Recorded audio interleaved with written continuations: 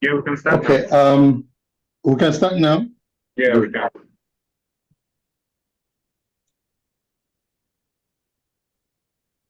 Okay, my name is Dr. Uzor Onyia. I'm the host of Engineering Humanity. Engineering Humanity is a program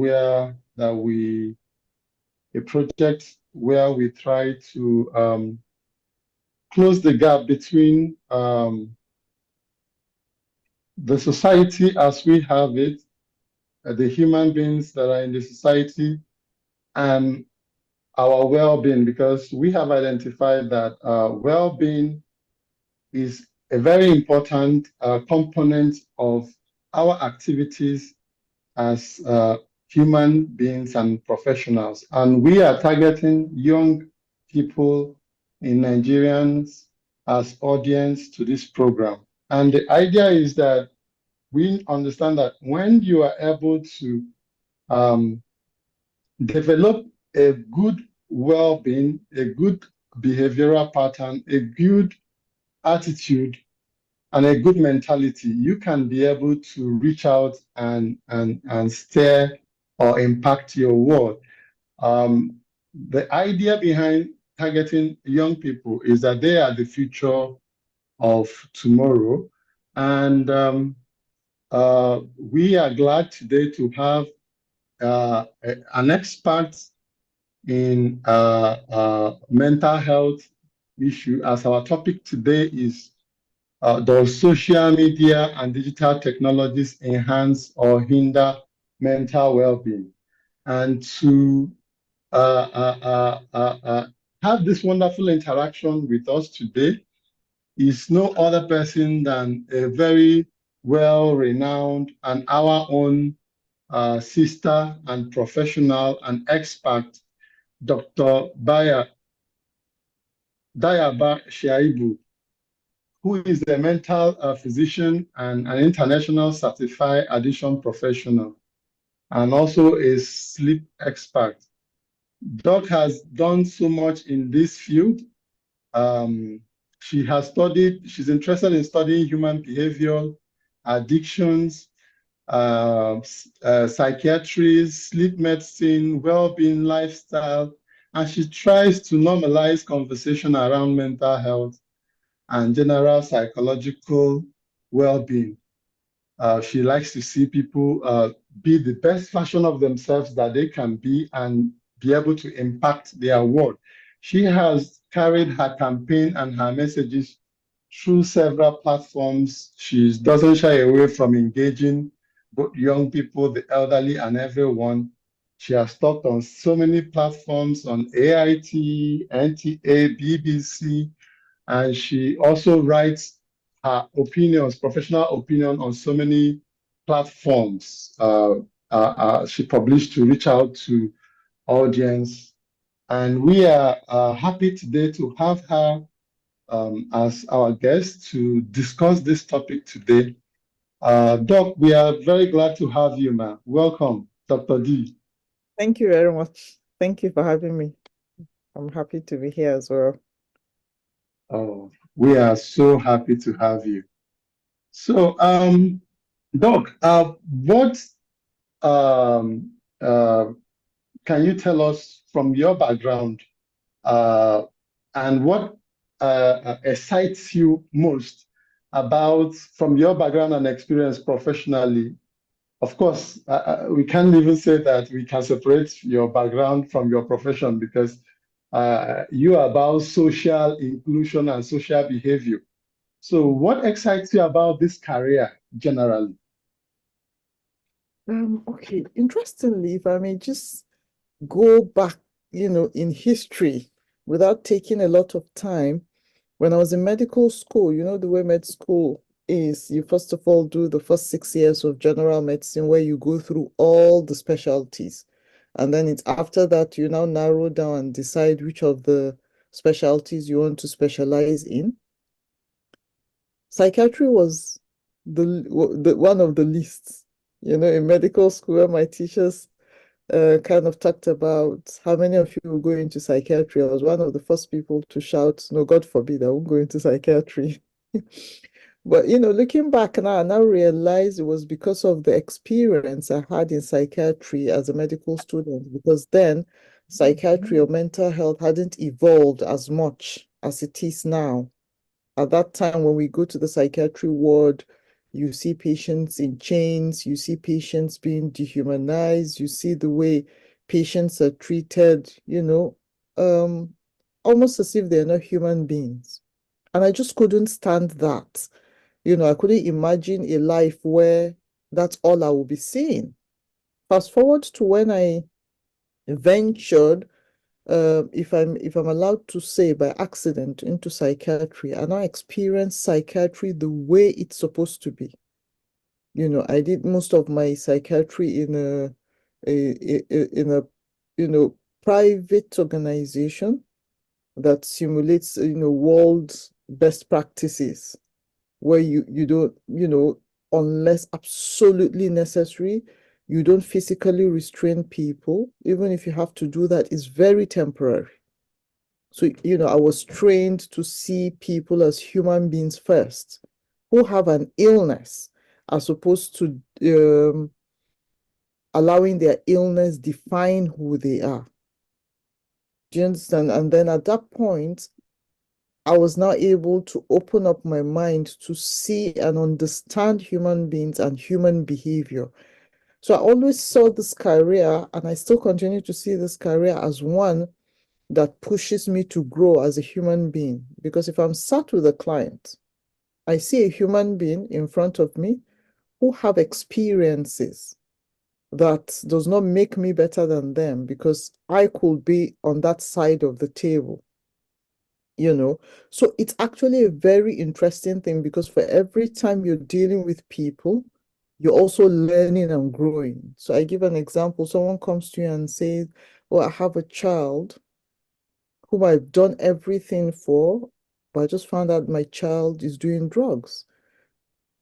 So it makes me reflect, that could be me, because it's not always the fault of the parent. It's not always about negligence, because you see a parent that has 5 children, all other 4 are doing very well. So what have I done differently with this one that makes this child, want to turn the other way?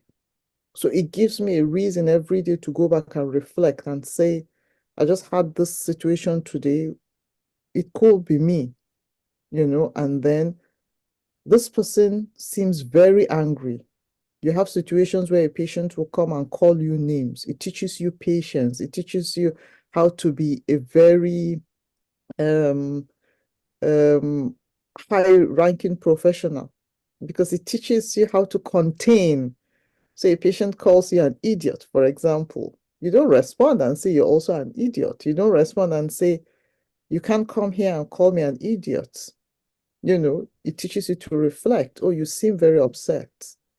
Do you feel able to explain to me or to talk to me, what's been going on? Can I understand what's making you upset? I'm not focusing on the fact that that patient called me an idiot. So I think it's a nurturing career in a way that it takes a lot of patience, it takes a lot of skill. So I always describe it as the soft medicine. The surgeon will go in there, there's a growth, they go in there, they cut it off, the patient is not feeling pain because they've numbed the pain, and they yank off that swelling and they're out, and everyone claps for them. In psychiatry, it's soft medicine. We explore using our mouths, using our behavior, using our patience to explore everything that individual has been, going through. So it's a very interesting thing if you immerse yourself in it and see it as dealing with people who have feelings that people can't measure. So you really can't detach it from everyday life. When they say psychiatrists have a way of giving everybody a diagnosis, it's not necessarily that way. It's not necessarily that we don't give people diagnoses. We try to understand what is going on. So someone is on the road and someone says, "Will you get out?" My first instinct is not to respond. Why is the person telling me get out? I'm wondering what's going on with this person. The person must be having a bad day, Yeah, so I think that's a bit of the background about psychiatry, and that's something I enjoy because it pushes me to grow every day and to reflect. And to be honest, you've done so well for yourself as one of the top, if not the best, Nigeria has produced in that area, especially your area of specialization. We are so proud of you. But let me ask you, how that moment of your early days as a student when you chose psychiatry and with the discrimination that is associated with it at that time, how were you able to deal with that? Okay, so I'm this kind of person that does not just like anything to, I don't like my feathers being ruffled. So I will give a very interesting story because of how terrified, which I think a lot of people will relate with, especially in a society like ours, in a society like Nigeria, where once we say someone has a mental illness, let's be honest, what's the picture that comes to our mind? That individual who is dirty, who is in tattered clothes, who's probably eating from the garbage, whom, if you come close to the person will either chase you or beat you or bite you. That's the picture that comes to our mind. And that is why when we say mental illness, our first reaction is God forbid.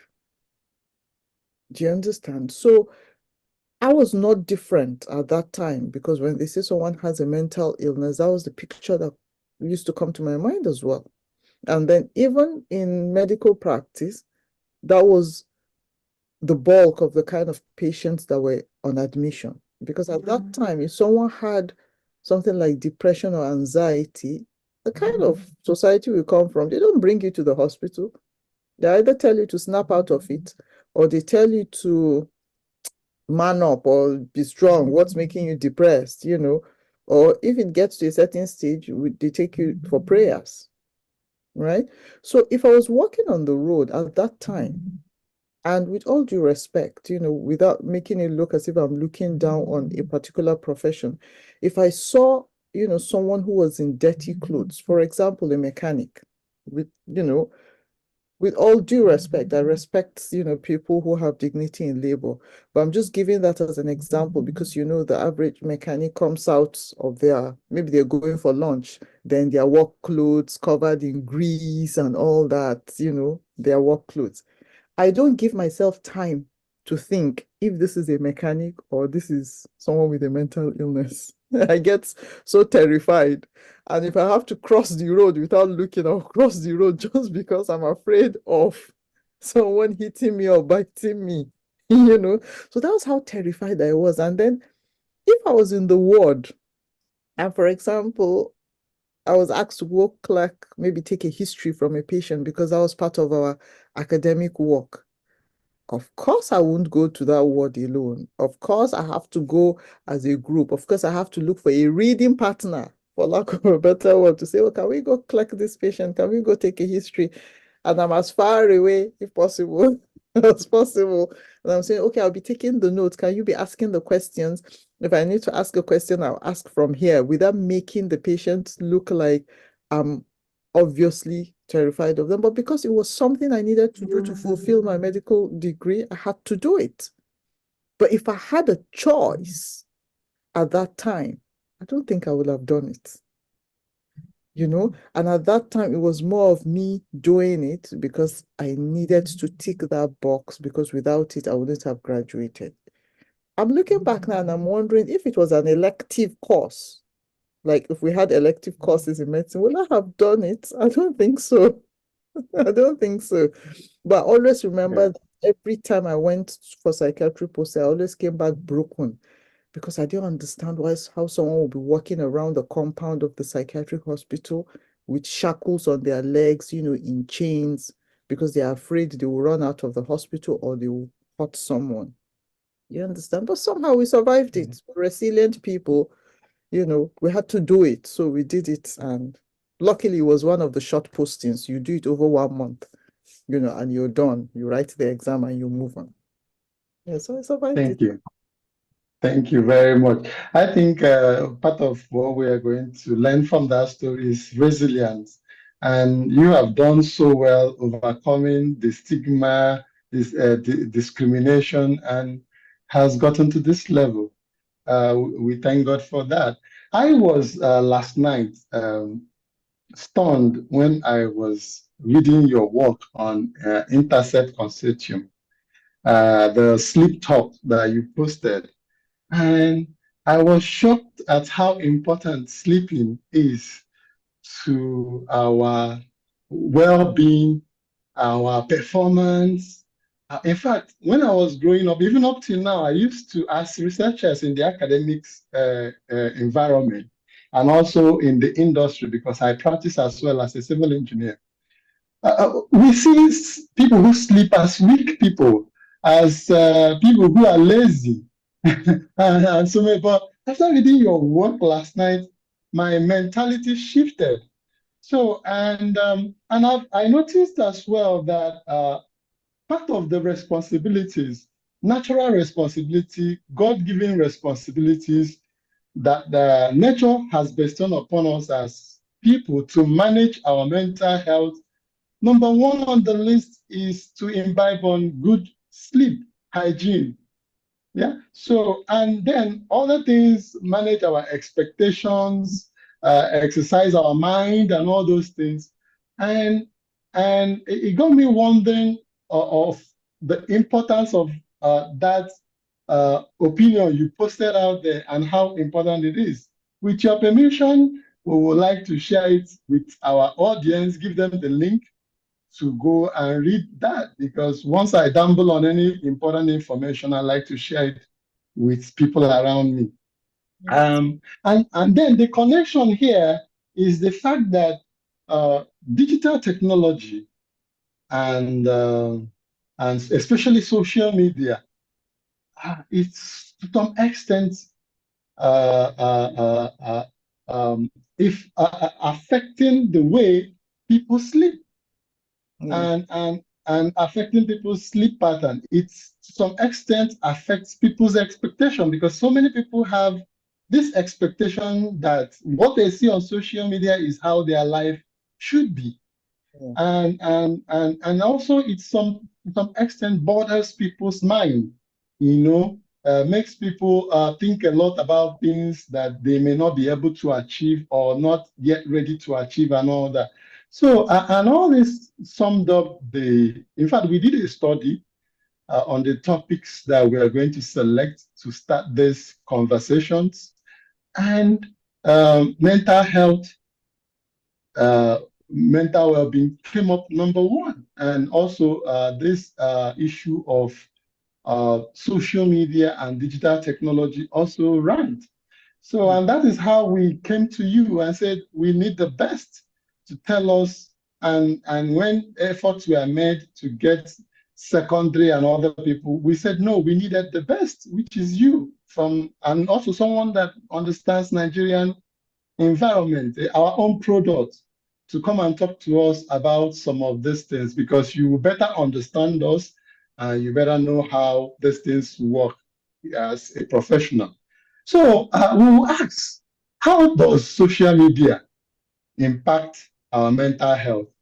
And what are the most significant risks and benefits to it?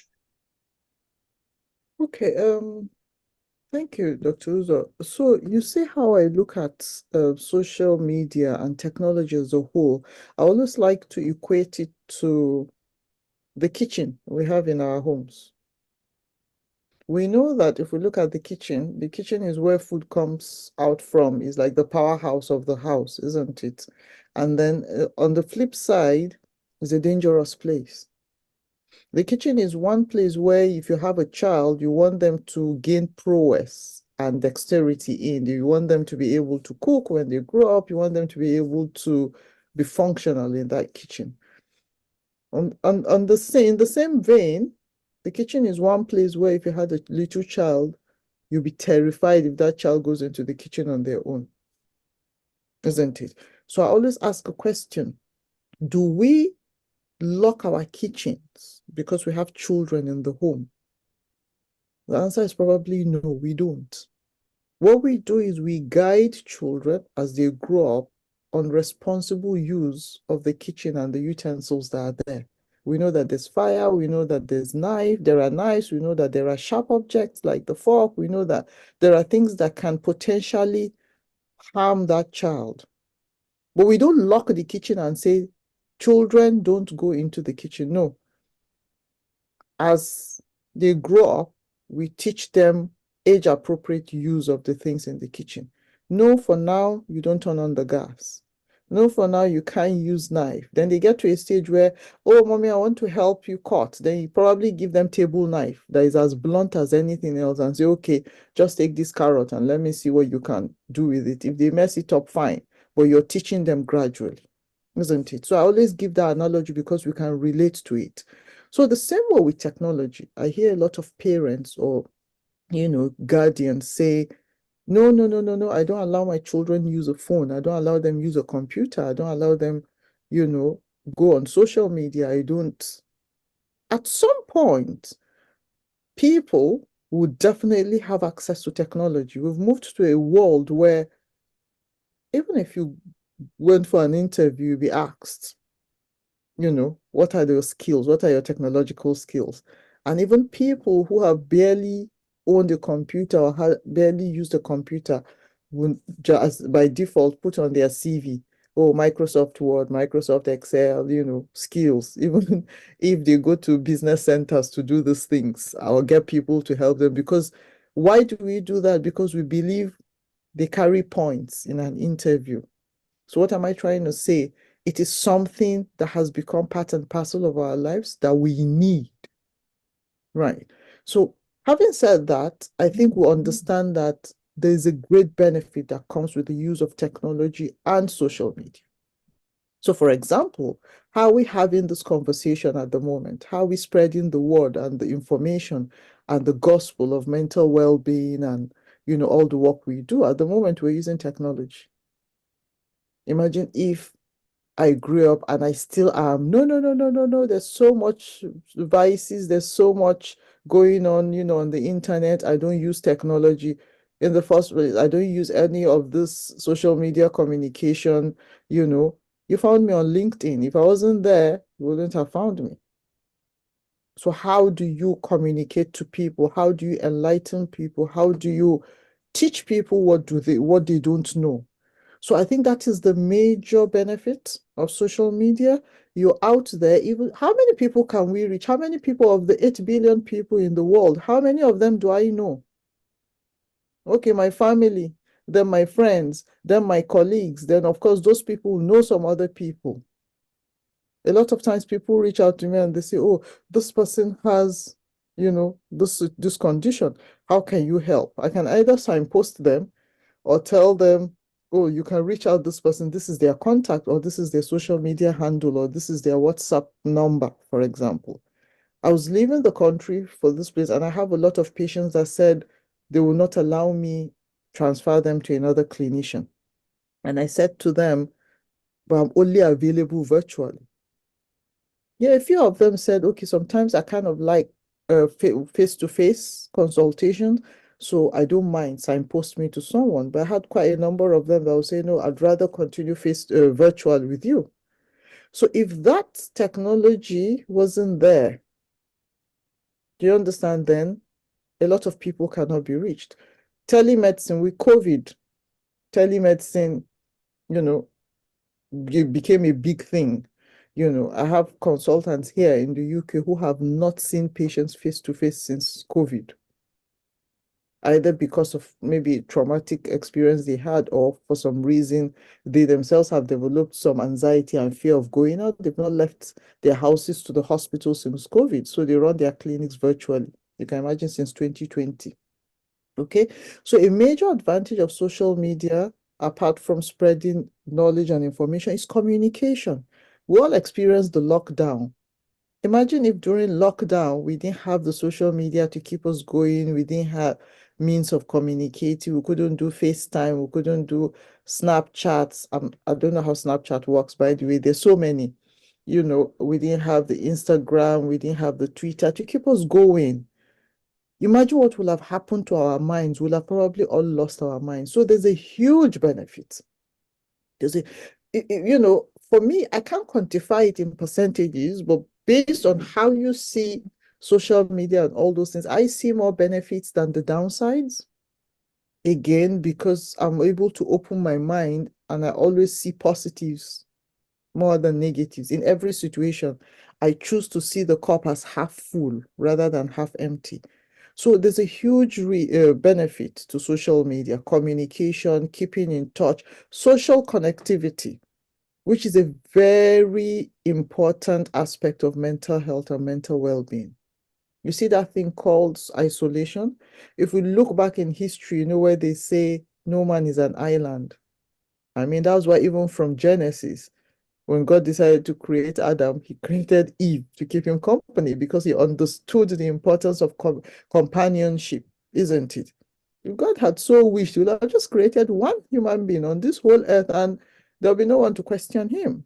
So social connectivity is a very important thing, and we need to see all those things as, we need to see it as the backbone of all those things. That's why it's called social media, for socialization. Unfortunately, people hide behind the screen to do a lot of things, which brings us to the downsides of social media. People hide behind the screens to become disrespectful to people that normally they won't be able to open their mouth to talk to if they were sitting face to face in front of them. People who are old enough to be, our parents, we sit down just because all we have to do is type on a little device anyway. We call people names, we call, so much disrespect, so much profanity, so much, lackadaisical attitude. I always tell people, look at the social media thing as you being in a room. There are etiquettes to this thing. So, for example, we're how many in this meeting room? We're about 5 or 6. Imagine we're all sat in a room. And then I come into that room and I say, good morning, everyone. And rather than respond, everyone goes quiet. And the next thing, for example, Mr. Uche says, I went to the market yesterday and I saw this beautiful shirt.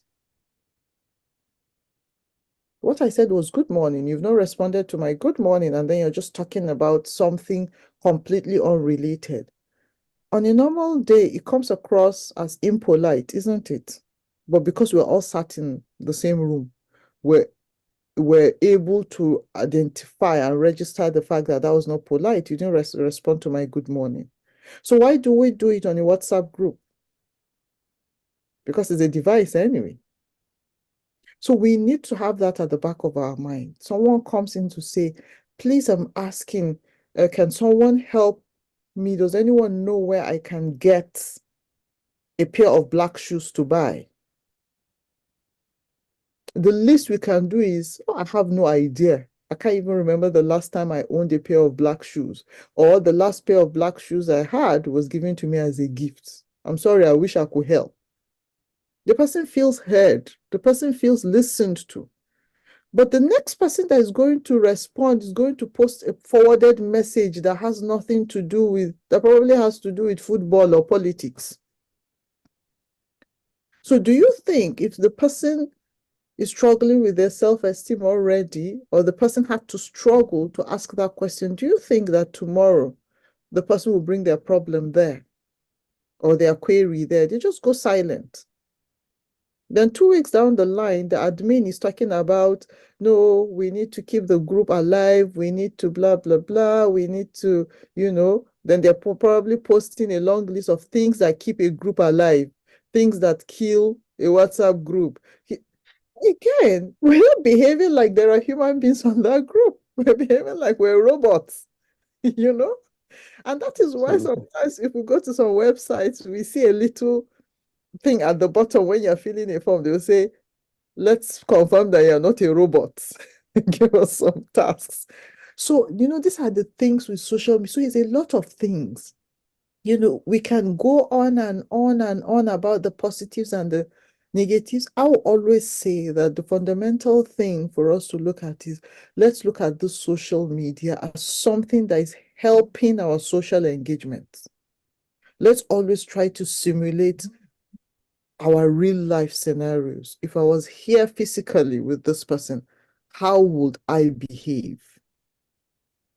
Do you understand? If I was here and people were watching me physically, will I do or say these things I'm about to do or say behind the screen? I think if we can look at it that way, it will change our mindset and our behavior. Do you understand? Someone shares an opinion. It's their opinion. Don't come at them and say, oh, shut up. Oh, if you were there physically, what do you think it will result to? We're able to say those things because you know the person cannot reach you. Do you understand? If you were in the same room, I think there will be a bit of decorum. Even if you were going to attack the person, it won't be as bad as we do it. So, like I said, let's always think of, what will I have said or done if I was here in this room physically? Then it helps us, look at how social media is. I hope that has helped. Yeah, thank you very much. That is very, very personal. Your response is very, very personal to me. And I like the analogy with the kitchen. As an engineer, I have always said that kitchen is one of the most important units of the house. So when I'm designing a kitchen, I take it very serious. I consult with the madam that will use that house, or I talk to women. Normally, we engineers, we talk to our clients, but when I come to work, I don't see the client as an individual. I see the client as a unit with the other people who make up his immediate environment.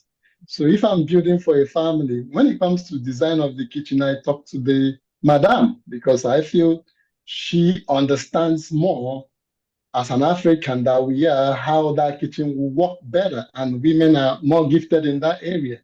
So I love, and I've always said that kitchen is the industry of the home. It's like a factory where everything is made. So like every other factory, health and safety must be prioritized. So I love when you were talking about relating kitchen to it, it struck a chord, a personal chord for me. And another thing that you said now that also touched me personally was the issue of when people ask questions on either a group chat or even on a personal chat. Dr. D, I'm not a disrespectful person. I'm a very, very respectful person. But if you send me a message on something that does not make sense to me, I ignore you. And I don't know that is a problem until you are bringing it up now. So I have learned a lot from your last feedback. And there is a lot we need to learn to improve ourselves. And that learning also can touch base with realistic expectations, really. How can we help people to develop realistic expectations? Because if you look at it, people do a lot of social comparison, and this also has effects on our self-esteem and well-being on the social media or any other platform where we are, even in real life to some extent. How can we handle these things, especially having expectations, doing comparisons and all that, and how it impacts us as people? Okay, thank you. So I think I always like to go back to basics, right? When we keep talking about self-esteem, what is this thing that we call self-esteem in the first place? Is the belief that, or the degree of confidence I have in myself, my worth, my abilities, my morals. So we always need to go back to the basics and say, how much of myself do I know? So, sometimes we go for interviews and they say, tell us about yourself.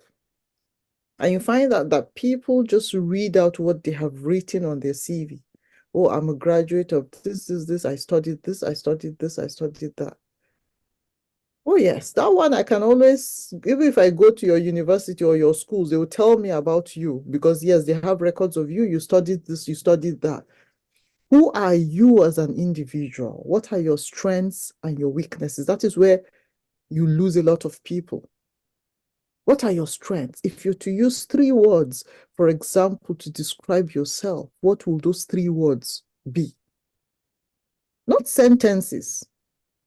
If you're to use because if I have quite a number of clients that I'm working with in terms of building self-esteem, and one of the first exercises I give them, of course, during the first session, I'm saying, can you describe yourself to me in 3 words? Just so that I don't want to say 1 word, because sometimes people might not know themselves that much. I say 3 words. And they struggle. But then I have this worksheet that if I send to you, it has about 40-something qualities. And I say, look at these qualities. Can you tick the ones that you think, apply to you? Not the ones that you think not the ones that you think, maybe I'm this or that. The ones that once you see this word, oh, funny, is this me or is this not me? Patient, is this me or is this not me? Resilient, is this me or is this not me? Goofy, am I goofy? Am I hardworking? Am I truthful? Am I honest? When you look at those things, if it is you, you know. People who have a healthy self-esteem know themselves. Even if you don't give them, they will tell you, I'm a patient person, I'm a resilient person, I'm a very grateful person, I'm a very contented person, for things like that. Somebody will tell you, I'm very ambitious. I have friends that know themselves so well. I have a friend recently, she's in aesthetic medicine anyway. She will tell you, one thing I don't have is I don't have shame. I'm very vain. Right from medical school, she said, I'm very vain. Anything that has to do with vanity and beauty, that is me. So I'm not surprised that she went into aesthetic medicine, body enhancement and all those things. She said, you know me. And that is the thing, she knows herself. So self-esteem, is about the degree of confidence you have in your worth, your abilities, your morals. What are the values that define you? There are some things that even for $1 billion, you know that you cannot do if you have a healthy self-esteem. Okay? So the thing is, if the self-esteem is not healthy enough, that is where you now start looking for external validation. You're looking for somebody to tell you, oh, you have a good physique. Oh, you're beautiful or you're handsome. Oh, you're sociable. Oh, you speak well. Oh, and then you internalize what those people say. So the very next person that tells you, oh, it looks like you've gained some weight, then you're shattered because you live on what other people tell you. You don't know who you are. So I tell my kids, for example, when they come to report themselves, I have one of the kids that does not like to be called a baby. That is her biggest problem. She's 9 years old. That is her biggest problem. I wish that was my problem at the moment. I wish somebody would call me a baby. Me too. Of all the problems on the surface of the earth, and she really feels very bad. And I keep teaching them. I say, see, you need to, it's a ruthless world out there. People will call you worse names than that. So I now ask, I said, what do you think? Do you think you're a baby? And she goes, no, mommy, I'm not a baby. I said, then that's it. So always ask yourself. I said, so, and I'll call the other sibling that's called this one a baby. I said, please, can you call me a baby? And she said, they start laughing. I said, if she says, mommy, a baby, I'll say, okay, that's what you think. But I know I am not. And, and that's fine. So people will tell you what they want to tell you. You ask yourself, is this really who I am? So we need to work on that fundamental foundation, first of all, knowing ourselves. Who am I? Because again, there are different things that we all desire that are out there. So if the most beautiful girl in Nigeria posts her picture, I want to be her. Then the richest woman posts her picture, then I want to be her. Then the slimmest woman posts her picture, then how many people do I want to be like? It means Everybody. I will never reach a point of fulfillment or achievement in my whole life. Again, if we've heard of, the Maslow's hierarchy of needs, of the human needs, for our audience that might be listening to it is worth looking at. It's like a pyramid. So we have the basic needs. We have the basic needs, and then we have, the other needs. The basic needs that are necessary, the physiological needs that are necessary for our everyday life. What are those things? Shelter, companionship, social relationships. Those are the things that form the basic, steps of the being needs. Those are the physiological needs that we need to function as human beings. So we find out that we have shelter, we have food, we have connections. Then there's now the advanced needs, which are things like self-actualization. Those ones, we impose them on ourselves. So I have shelter, I have food, I have friends and family. These ones, my emotional needs like safety, those ones are the basic needs. So I have them, they're enough for me to survive and live as a human being till the end of time. Any other thing that I'm adding to that is like self-imposed. So self-actualization. Oh, I want to have a PhD. I want to have a degree. If I don't have them, it doesn't stop me from surviving as a human being. It's just an additional thing that will make me feel better. So what usually happens is we prioritize those other needs over the basic ones.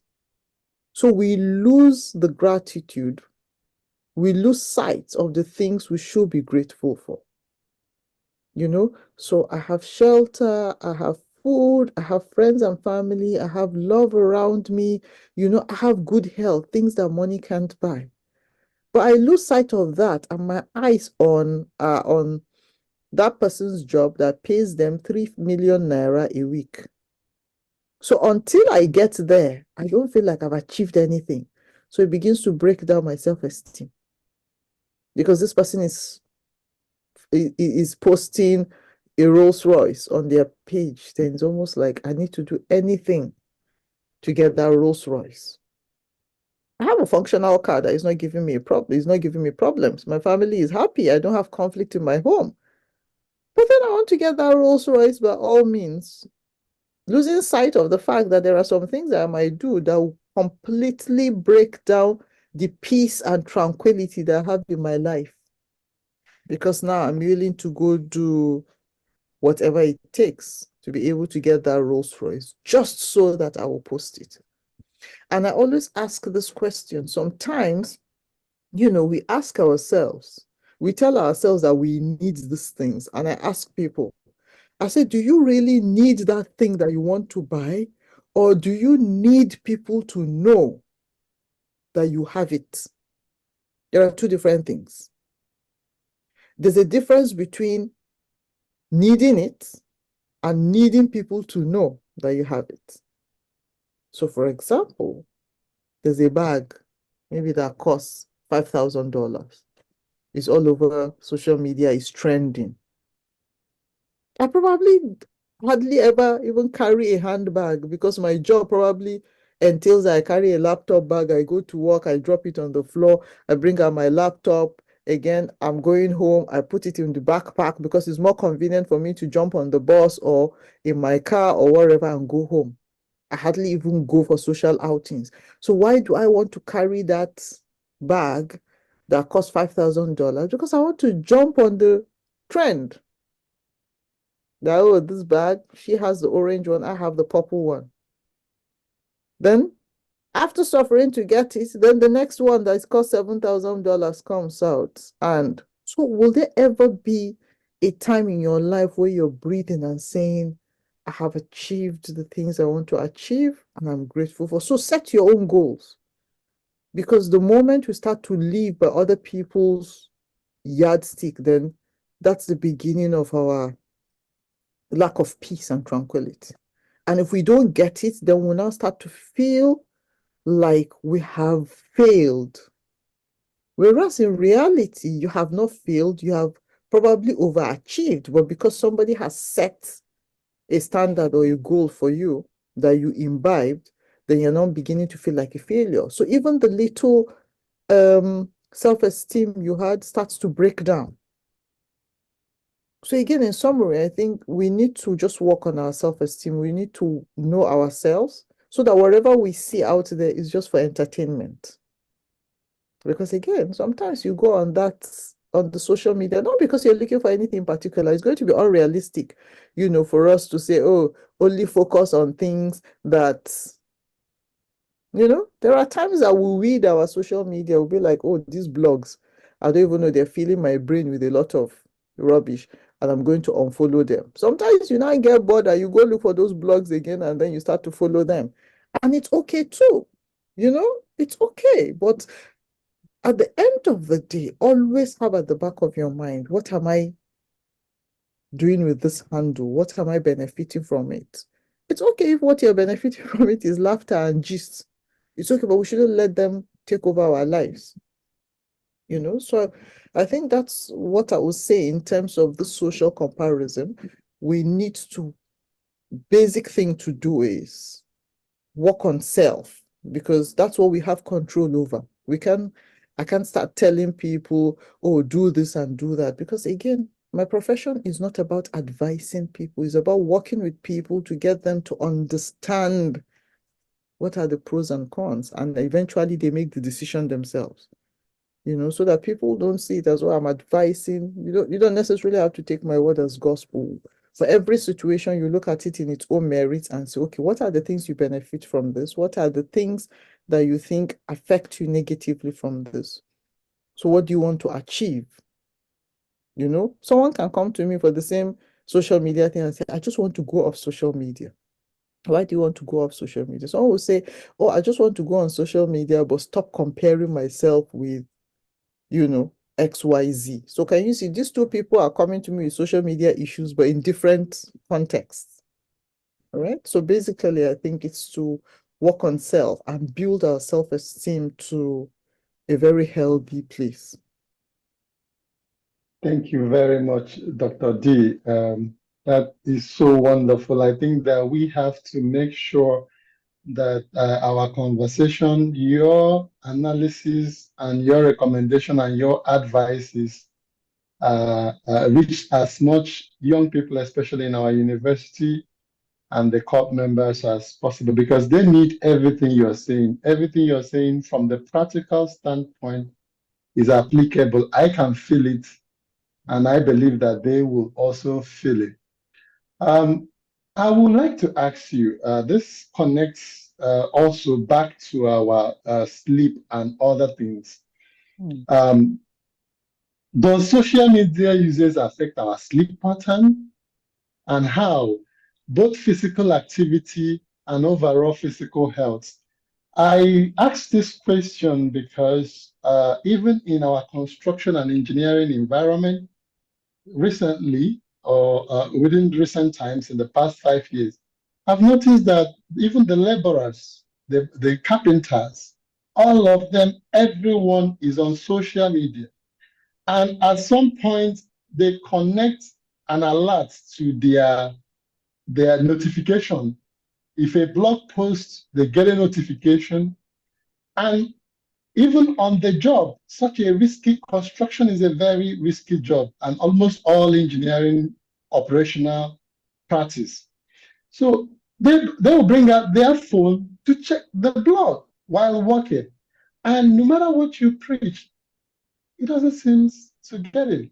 So how does this social media usage affect both our sleep, both our physical activity in our workplaces, and overall physical health and safety? Okay, in terms of it's just like saying television, even without social media. When we're growing up, I was telling my children and they could not relate. I said, when I was growing up, there was no TV before 4 o'clock. If you turned on the TV in the morning, it's just going to show that snow, like there's a snowstorm. Then let's say at about 3:30 to 4, if you turn it on, then it shows the rainbow lines, vertical lines without sound. Then 4 on the dot, the national anthem plays. Then I can't even remember what used to come on after the national anthem, whether it's Sesame Street or Telemarch, And there were programs that the whole family could sit down and watch. And unfortunately, by the time maybe Sesame Street is on, God bless your soul, there is a day that you need to go to Islamic school. You have to turn off the TV grudgingly and go to Islamic. You only have that period of, oh, I'm back from school, I need to eat lunch. And then it was a struggle. There was something called the last movie then that starts at 11 p.m. That's when they show movies. So then it was almost a competition with our cousins then. Oh, did you watch the last movie? Did you watch the last movie? That showed at 11. Sometimes we wash our faces like a million times just to be able to see the title of the 11 p.m. movie so that we can brag that, oh, the movie that showed last night was so, was so movie. So there was a system that kind of kept everyone in check. Because no matter what you did, you only had TV from 4 o'clock to the end of the movie. And because of school and the way things were, we couldn't even stay up. Who will even allow you, stay up late to watch the movie except it's the weekend or something? Then the era of the cables came, cable TV and the DSTVs. Then it was just for the elites. You go to secondary school and people are telling you, oh, we watched Mario, where did you watch Mario? And they're like, oh, we have cable satellite in our house. And then you're wondering, oh, okay, because then you could only watch Tom and Jerry and Danger Mouse on free NTA. Okay, then of course DSTV came, with the DSTV, then with all the now Netflix, all you have to do is subscribe and so the thing is about responsible use. And now you can do everything on this little device. Camera is on your phone. We don't buy cameras anymore.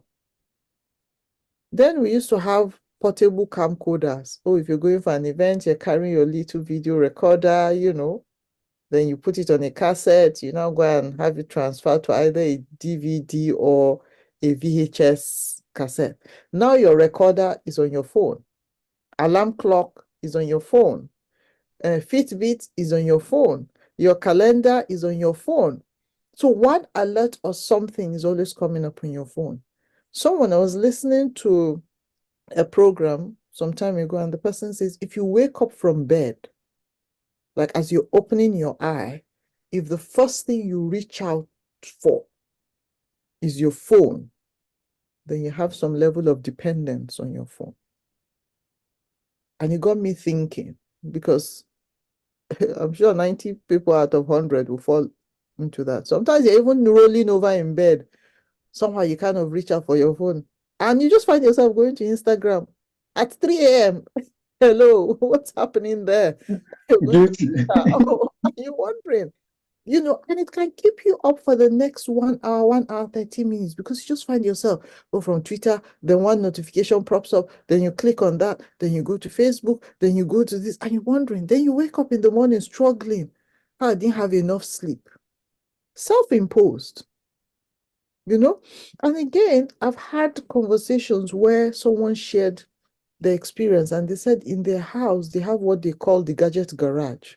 So it's about systems we put in place.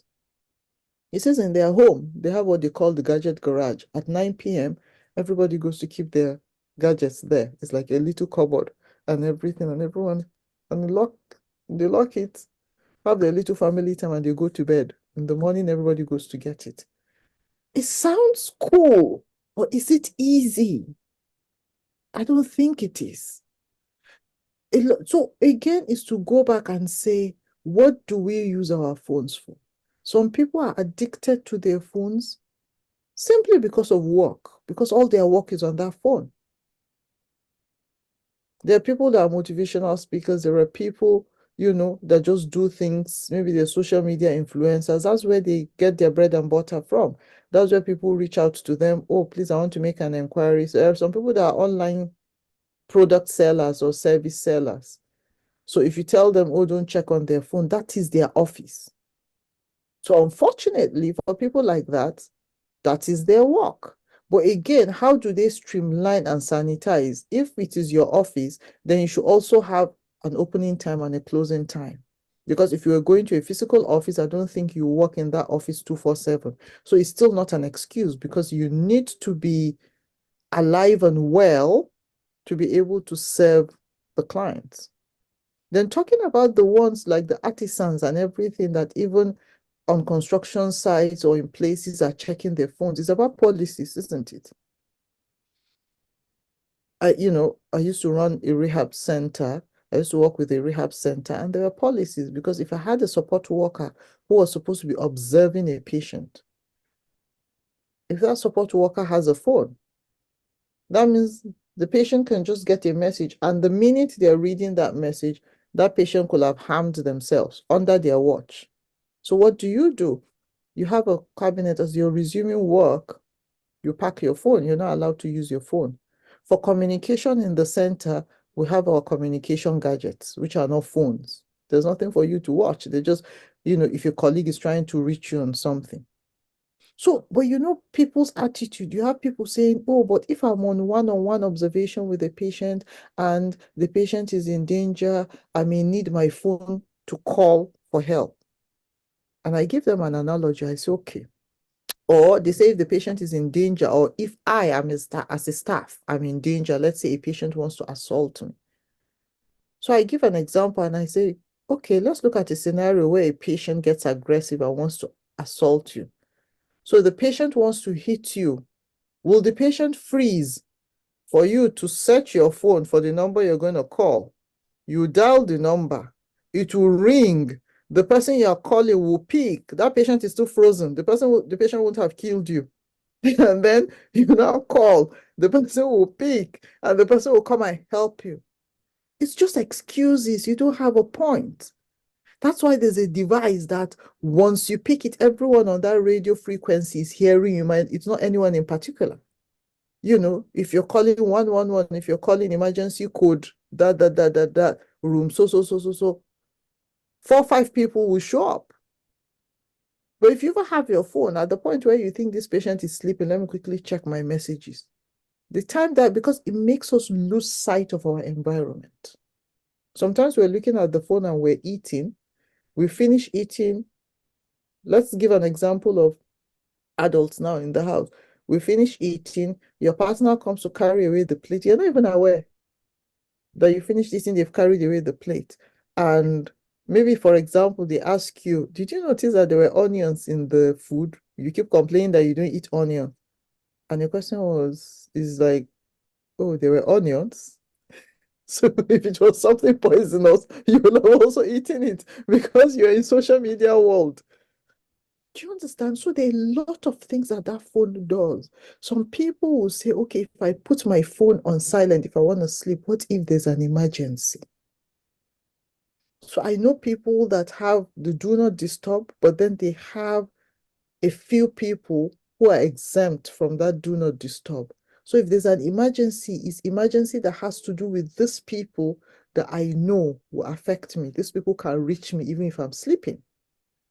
But I can't put my phone on silent and say I'm going to block out everyone. Or for example, if I'm on call, so I know that, okay, how often am I on call? I need to leave my phone on for maybe once in 2 weeks when I'm on call, which is okay. But we can't say, oh, because of emergencies, we can't plan our life based on the 20%. It's the 80-20 rule, isn't it? How often do emergencies happen? Maybe 20% of the time. But we're now living our life based on the 20% of the time when the general situation is 80%. So a lot of times our mind gives us reasons to make excuses for the unhealthy, whereas there are many reasons why we can live the healthy. So workplace policy is important, because if that person is checking their phone and they fall down from the roof, the entire organization is still liable, because they'll ask, what is your health and safety policy? And then when sentiments kick in, they're asking, he fell down when he was at work. What did the company do for him? They just paid the emergency fare. Now he cannot work. His family has a wife and children. The company has abandoned us. Nobody will remember at that time that there's a policy. Sometimes human beings only understand action. Do not come into the site with your phone. Of course, you have breaks. where you can go during your break, go check your phone and all that, answer any message or blah. And over time, families will understand that once this person is at work, you don't reach them on phone. We have intelligence and security organizations that even staff, no matter how high ranking you are, from the gates, they drop their phones as they're resuming work. If there's any communication, there are office telephones, So we need to be able to do things for our well-being, for our safety, like you said, for our own physical and emotional health, because at the end of the day, we need to be alive, we need to be well, we need to be functional to be able to give, to the people that need our services and our attention. Because these things really take away our consciousness, our attention, our focus. Because you find out that a lot of children now, attention and focus is just on the decline because of the overstimulation. Oh, even the kids, every day is a constant battle. Go do this thing, go and bring me this. And they're on the phone and they're just passing you the item or you tell them, go and put this on the table, they're going to open the fridge because their mind is on the game. So it's a constant battle. And imagine children like that growing up to be adults. Attention, focus is just going to be very poor. So we need it's constant reminders, and after a while, it becomes habits. It becomes something that we're used to. If we keep reminding ourselves too much time on this, there are some things I've refused to download. It was like, oh, the new rave is TikTok. I don't even want it. I know it's entertaining, the few clips that people send to me. And how many do I want to do? There's Twitter, there's Instagram. Everybody is surprised. I still don't even know. I don't know how to use Facebook. I know there are a lot of features on it. But and I'm still struggling with my attention. I'm like, okay, just leave me with my LinkedIn. I've not even updated it because that's professional, isn't it? So I'm like, let me even perfect the little I have. What's with all the Snapchat? Oh, Snapchat has a lot of filters. What am I filtering? I can't deal. So let me cope with the little ones that I can manage. It's about what works for everyone. There are people that cope very well with all this, and it's fine, it's okay. So it's just about let's know ourselves and know what we can deal with. It can be really overwhelming. It can be really overwhelming, really. Thank you so much, Doc. In fact, you just made me remember my struggle with signing up on TikTok during COVID. I said, no, I'm not. I won't try that. I'm not signing up on another social media platform for what? So, but after a while, it took me almost 1 year with that struggle. And so many because there are some informative content as well on TikTok, to be honest. So we had to sign on. I had to sign on that. So to speed up our engagement, I will be skipping some questions that I initially scheduled to ask, but because you've made mention of some things in that regard in your previous comment, questions like what role does social media play in fostering social connection and community, and how can we maximize these benefits? You've been talking about that. And how can we mitigate the negative effects of social media on well-being, such as cyberbullying, online harassment, and misinformation? I think you've also touched that. But the reason why I'm reading them is that if there are more things you want to say to us, then in my next question to you, you can also highlight some of them. My next question is, please, can you share strategies to help us as young people or as Nigerians, how we can be able to maintain a healthy balance between social media and social media usage and real human interactions? How can we balance the two? Well, Sorry, am I the host? I can see someone in the waiting room and it's showing for me to admit. yeah, you are the Uche will handle that. Okay.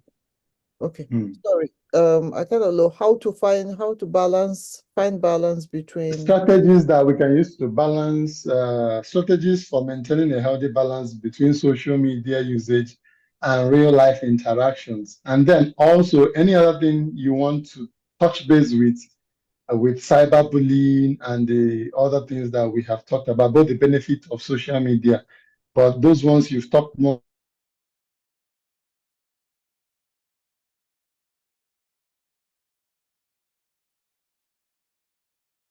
in to help fill in the gaps that physical connection could not, isn't it? Before now, if you had a relative in, say, Australia, you had to write a letter, go to the post office to keep in touch. You buy stamp, put on that letter, and then it takes the number of days or weeks it would take, to get to that person. I remember when we were kids then, if parents wanted to travel for Hajj, for pilgrimage, or any family member as a whole, it used to be a very emotional thing because they go away for up to like 60 days, 40 to 60 days, for that pilgrimage. Because if they're going through Hajj Commission, there was no private companies then that used to do the 2 week, elitist bougie thing. And then I remember then when we're in secondary school and boarding school, if parents traveled for Hajj, any day the postman comes and you have a postcard, from mom or dad sending you a postcard from Hajj, it was a big deal. Like, oh my goodness, they're actually hearing from them and all that. And then phone came. Instant. People are posting selfies. Oh, I'm in this mosque. Oh, I'm in that. Oh, I've traveled. Oh, location this and you know. So it was supposed to make life a lot easier for us to be able to communicate with loved ones in real time, like to reduce the gap and the distance. Because of social media and all these communication platforms, people get married in different continents. Now you even have couples that one is in America, the other one is in Australia, family is in Nigeria, wedding is happening in Nigeria. They are joining in via Zoom. A lot of Zoom marriages happened during COVID, and they're doing okay. So I think we need to see it as not a complete replacement, but as a good substitute for that. But unfortunately, what has happened is social media has further widened the gap between people instead of closing the gap the more. So you find out that there are family platforms. Almost every family has a family WhatsApp platform. But even on that platform, you barely have communication, or you just becomes a dumping ground for forwarded messages. The warmth, the one-on-one thing isn't there. If you don't hear from John on that platform for 2 weeks, you barely have someone say, I've not heard from John. Is he okay? Or someone calling to say, John, are you okay? Or someone checking on him. It's just about everyone just posts, moves on. Everyone posts, moves on. Then you still have to like call for family meeting and things like that. So we need to see, first of all, how important is the social connectivity to us as human beings, whether social media or physical, whether actual or virtual. I want us to look up, what we call the 5 blue zones of the world. There are zones in this world. I always like to mention these things anytime I'm having conversations about social connectivity and how it affects our mental health and our well-being in general. There was a man, I think the name is Dan Buettner or something. He decided to carry out a research because he found out that there were people from different parts of the world that used to live to late 90s and hundreds. And these people were not all from the same area or the same place in the world. Different continents, different parts of the world. I think Sardinia in Italy, somewhere in Japan, California. So you can see that there was Europe, there was Asia, there was America, there was Costa Rica, different parts of the world. I think the ones that are in Europe are Greece and Italy. So there was really nothing to say, oh, is their land or is their weather, because they're in different parts of the world. So he decided to carry out a research to say, what do these people have in common? So it's not as if it's the whole of Japan. It was like a small community in Japan, a small community, in Italy, in Sardinia. It was a small community somewhere in Greece. It was a small community in California. He now said, let me even go to those communities and see, what do they have? Is it something they have in common that they're doing or they're eating or they're experiencing that makes the people in those communities live long? What did he find out? They use minimal to no technology. They harnessed social connection. They had a communal kind of living where people looked out for each other, where people are walking to the farm or to the community center. Oh, I've not seen Mr. Smith today. How is he? And, people are checking on each other. Other things they do was they ate very little to minimal red meat, little red wine, and most importantly, no gadgets, very good social connections. So what do these things do for us? Social connections, interactions, actual proper interactions do well for our well-being. And good, they never really retired. You always had something doing. Because for every time we learn something new, even our brain networks, our brain neurons build new branches. Oh, I've learned something new. It's like a new branch. Because our brain cells, as we grow older, start to die. So, but before they die, if we allow them sprout a new branch, that means there's something keeping us going. So what does it do? It keeps dementia, that's memory loss, farther away. So we're able to function for a very long time. So if we have people, we are blessed with a society where we have extended family system, but we take it for granted. So let's even say with the extended family system, we can't see everyone every day. How about, now this is where a recommendation or an advice, comes. How about setting out a day to say, okay, on Saturdays, I take my Saturdays or my Sundays, to reach out to grandparents. That's all these people need. And you'll be surprised at how bright the rest of their day and the coming week will be. A little phone call to that old uncle, aging auntie, grandparent, or even your parents, to say, okay, I call once a week. They actually live looking forward to that day of the week because they now know that, oh, D calls us every Sunday. So the Sunday they don't hear from you, they start to wonder, we didn't hear from you this Sunday. We're wondering what happened. So it gives people something to look forward to. Or if we say, okay, please, can we agree that on Saturdays we'll all just do a group call and catch up, just nothing serious. It's not family meeting per se, just chit chat. So what's up now? How far? Blah, blah, blah, blah, blah. What's happening in your life? Informal. So families have their different dynamics. There are people that will be like, I beg. But if it is two people in the family, let's still keep, because even if it wasn't social media, the family dynamics will always be there. There are people that when you go to visit, even if it's at Christmas, even if it's at Salah, there are people that will not come home because that is just who they are. There are people that feel that, oh, if I come, it's just for people to tax me. There are people that feel like, oh, if I come, everybody just wants to show up because they are doing better than me. Those things, we can't change them, whether it's social media, whether it's virtual, or whether it's actual. But what we want to do is, let's ensure that whether social media, whether physical, let's harness the social connectivity. And then social media is supposed to make it even easier for us. Let's not allow social media take away the warmth that the physical connection, has. Because sometimes you find out that people are talking on the group. All we're doing is sending emojis, thumbs up, smiley, this. I think you're wondering, is this person, I'm taking my time to pour out my heart and I'm typing and I'm talking. And these things are even easier to even make people feel closer. You can send a voice note so that people can hear the because when you type, there are no emotions. emojis can help us a bit to put emotions.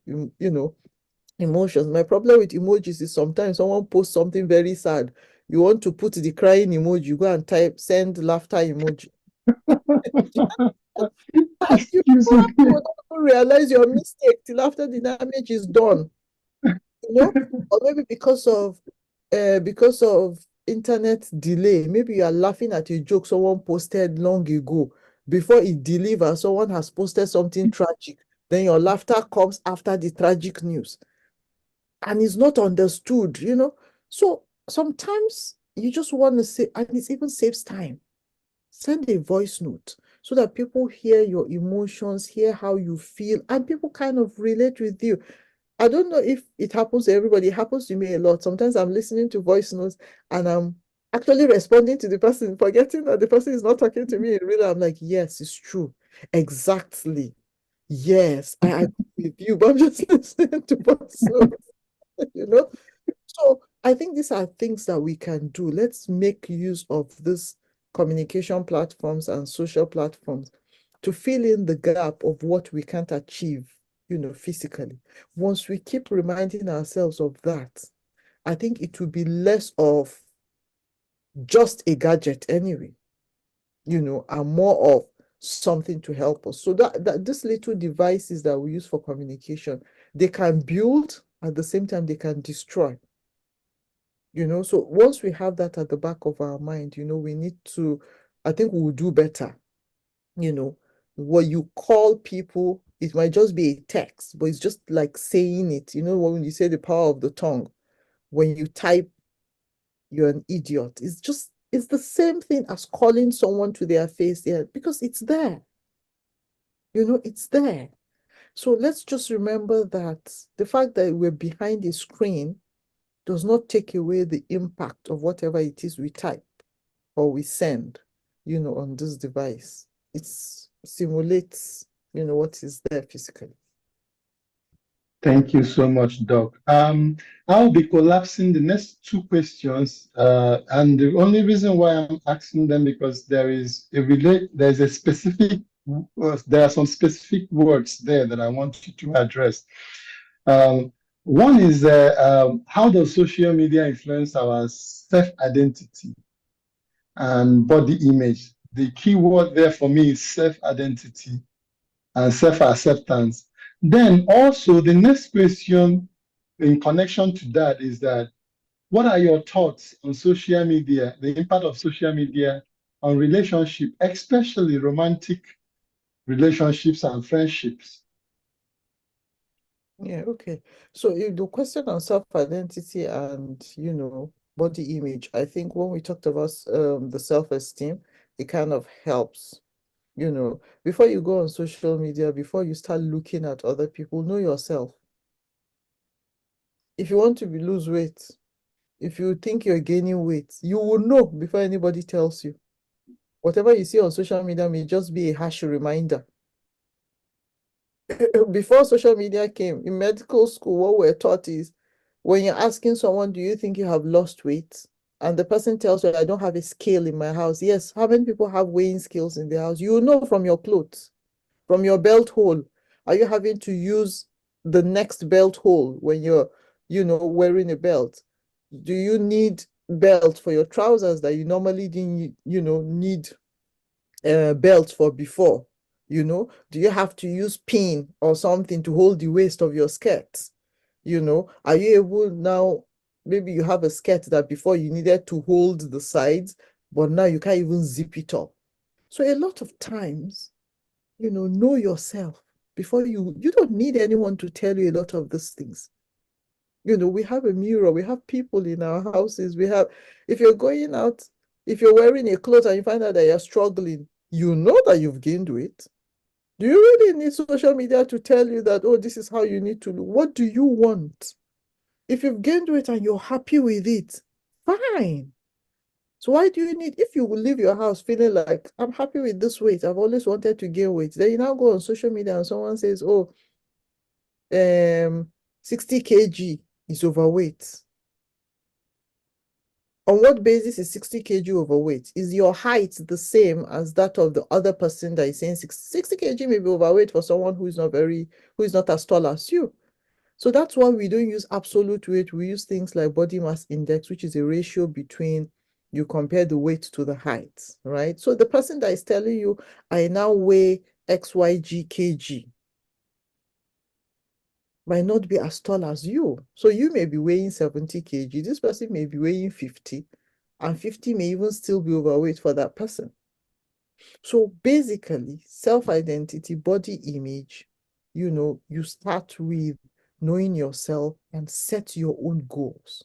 Yes, let's not lose it. There are people that have body image issues, which can be a serious condition in mental health where people even come to the hospital. You need to keep working on them, no matter what. They may just have a dot on their forehead and they will have visited all sorts of surgeons because they want that thing removed. They feel it makes them look like a dinosaur or something. You have to really work on their mind, to get them to accept that. Or they'll tell you, oh, my ear is too big. And everybody looks at it and the ear is normal. That one is a mental health condition where it requires a lot of work. But we're talking about the everyday thing. Because Jane looks curvy and she's telling you, I'm taking slimming tea. You want to go and look for money to buy the slimming tea. People tell you what they want you to hear, what they're ready to share. You really don't always know the backstory. All right. So basically, that is it with the self-identity. Know yourself, know whatever it is. Let your goals be your own goals. In terms of relationships, again, like with everything, good and bad, people have met on social media and gotten married. Just yesterday, I was reading the story of some lady who was sharing her wedding pictures. And how did they meet? She says her mom just called her and said, I know you. You don't respond to messages of people you don't know. Someone is going to follow you on your Instagram. Make sure you follow him back and he's going to send you a DM. Respond to his DM. That was all the mom told her. And the rest is history. They're married today and they're very happy. So in the same vein, some people have very catastrophic and disastrous stories to share about how they met people on social media, how people have even met disastrous ends because they met people without due diligence and good verification, and they ended up, in places they didn't want to be. So again, like with everything, like with even due diligence, isn't it? Even if you met someone in school, you're in the same university and someone wants to date you, you have to do your due diligence. This one, you're even meeting the person physically. So what about meeting someone behind a screen where you hardly have people you're going to ask for? So you just need to be careful. So we can't say that social media relationships are totally good or totally bad. It's just about how we go about it. There have been fantastic stories about people that met online. In the same way, there have been disastrous stories. So it's just about doing your due diligence. Know the right questions to ask. Know that the chances of anyone posting the downsides and their difficulties on social media are very slim. Even if people are going to are going to put stories of their difficulties, there's a way a lot of people will filter it. There was a time we had quite a lot of celebrities and influencers sharing their stories of how they struggled with depression and all that. But they all shared that after they had dealt with it and they were doing very well.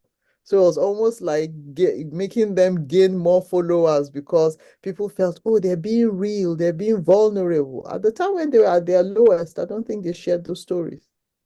So we need to be mindful of things like that not everything you see out there should be taken at face value because the chances that people will post their difficulties are very slim. So I think, that's what I would say about relationships. Oh, thank you very, very much.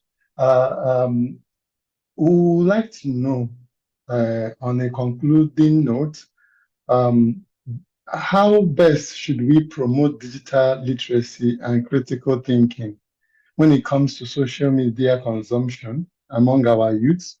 And also, finally, if there are other words of advice that you will also have for our youthful listeners, please share that with us.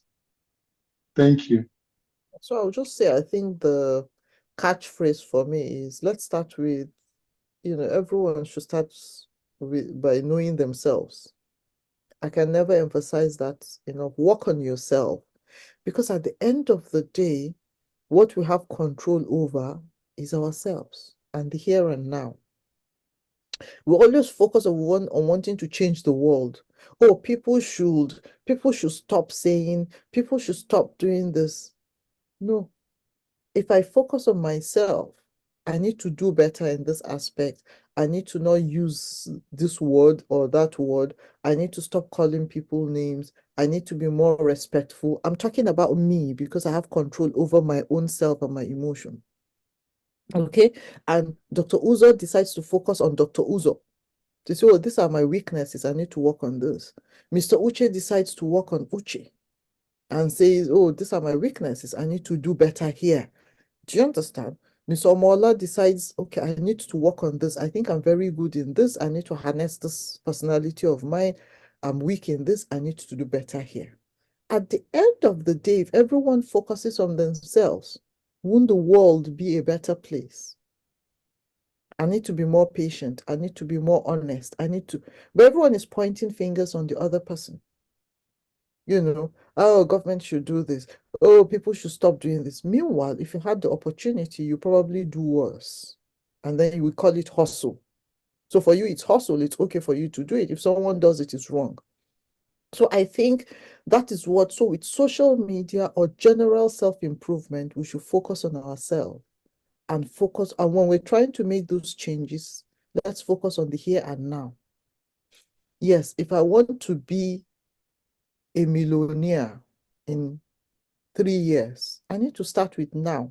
So if I break up that 1 million naira I want to make, or 3 million naira in 3 years, it means in 1 year, I need to make 1 million naira. In 1 month, how much do I need to make? In 1 week, how much do I need to make? In 1 day, how much do I need to make? Then it looks achievable, right? But everyone, I want to be a billionaire in 2 weeks. How realistic is that? Oh, I want to be a size 8 in 2 months. How realistic is that? If you want to do that, break it down. So what do I do? What change do I need to make now? So what am I trying to say? Let's focus on self. Let's focus on what changes we want to make on self, what self-improvement we want to make on self, by our own standards, our abilities, and our resources that we have, that we can control. Because again, when we focus, because we're focusing on here and now, if we continue to put our focus on what has passed, that's we're full of regrets, and that's what tilts us to depression. If we're now focusing on the future, what we want to be, what if, that's what predisposes us to anxiety. What we have is now. What can I do now to be able, because what has passed has passed. I have no control over it. What is going to happen? I have no control over it.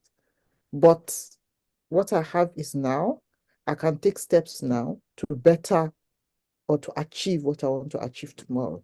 So I think it's self-focus, focus on self, right? Without being selfish, but we should love self and work on our own self-worth.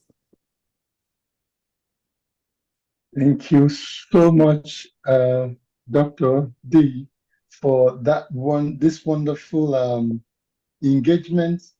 I have been schooled, I have been educated, and I'm very happy that we were able to record this for majority of our young people and other professionals in Nigeria, and maybe any other people that may have access to this. And on your side, I would like to thank you so much, because this is very, very impactful. And also to ask God to continue to increase you both in wisdom, experience, understanding. After this, I will reach out to you on your LinkedIn and register. I hope you're going to charge me in Naira, not in pounds. You I'm know going the to tell you for inflation the rate. extra 40 minutes. Please charge me in Naira per hour or a monthly subscription. So I don't think that this is a conversation I personally will want to have one time. So I have always been anti-counseling. I'm a very traditional person. So I feel like counseling is, how do I go and be telling a stranger my problems? Like, what does that mean? I wonder. So, but the way you make it easy, I'm going to review that decision moving forward. So thank you so much for a wonderful time. And anytime we call upon you again to discuss other issues that are related to your area of expertise and area of experience as a mother, as a Nigerian, and as a professional, please kindly give us your time. And when we can afford to pay for it, we will definitely pay I'll for try. it. I'll try. And thank you so much, Uche, for your persistence, for following up, without hounding me. That's how I like people to reach out. He sent messages, sent reminders, followed up the way it was, because I can be very overwhelmed, with messages. Signposted him to someone. They were not available. He came back to give me feedback, said we could do this virtually. I'm not usually as available, but I will say that anytime I get into conversations about mental health, I just get into character, because I never get tired of spreading the gospel about human behavior. Is one thing that, it just gets me. People behave well. People behave well, people are well adjusted. It just makes life a lot better. It makes the society a more sane society. So I never get tired of having those, conversations. So Uche, thank you for getting me to do this, because he came by, he didn't say, oh, she said she wasn't available and all that. And thank you for being able to accommodate the weekends. Weekdays will definitely have been a no-no, for me. So well done, and well done all for the work you do. When I first saw it, I was like, engineering, mental health. What am I going to be talking engineering? But good to see No, that, in every sphere of life, there's a way, these things interconnect, because there's no health without mental health. Every aspect of our lives, have a mental. there's a lot to talk about when it comes to engineering and mental health. In fact, one of my mentors 5 years ago told me to focus my research on mental health and well-being. I was like, what is Prof talking about? But 5 years down the line, I understand better. If you come to even Nigerian construction industry currently, over 30% of the labor there, I just don't want to exaggerate because there is no statistics in Nigeria that supports that, but in the UK there are. Many of them are intoxicated, they are on hard drugs, and those hard drugs are driven by their mental health situations. And these are people that are going to be working on site. I'll give you that information, especially with the Nigerian population. I did Okay. for addiction work in Nigeria. It's terrible. You don't even want to go there. It's Yeah. terrible. But I always tell people, if let's say we're going to stop at the moment and say no person will start now using drugs, and we'll focus on our energy on those that are already on drugs. The resources and the time it will take us to get those people well, I can't quantify it. That's with no new people coming on board. And you can imagine almost every day, someone is starting afresh, someone new is joining the wagon, So it's everywhere. And if there was a single solution to it, don't we think the developed world will have found solutions to it? America is facing an opioid crisis. If there was a solution to it, they will have taken care of it, and it's a difficult thing to treat. So there's a lot, we need to do. The best we can do right now is to get people to be well adjusted, not to join that wagon. Because prevention, like, they've always said, it sounds cliche, but it's still very valid till today. Prevention is cheaper and better than cure. It's better to prevent it, to get people to be mindful, to take care of their health, because it's cheaper. Treating, you don't even want to get there. I think that we're doing a lot already, because having someone like you, I know how hard it can be to get someone like you to come and address this issue. So for making out time to do this, we are very grateful. You are making your mark and making your impact. And I also thank everyone, Uche, everyone on the platform, Omola, and everyone that is working behind to help us put this together. The idea is that if we are having the conversation, like you said, human interaction, nothing can replace it really. We're having the conversation, telling our people the right ways to do things, and making sure that contents they are watching are not only contents of destruction on the social media. They should have access to content like this, because we can't let the crazy ones overrun the streets. So we have to be pushing the narrative, telling our people the truth, and bringing good messages, like so many things you've taught us today. So thank you so much, man. And may God continue to keep you till the next time. I will come to Birmingham because of you on a personal level. All right. I look forward to hosting you all. I'll need some evaluation, physical ones. I'll subscribe to those clients that want physical touch. All right, then. Thank you so much, man. All right. Have a lovely weekend. All right. Bye. Bye.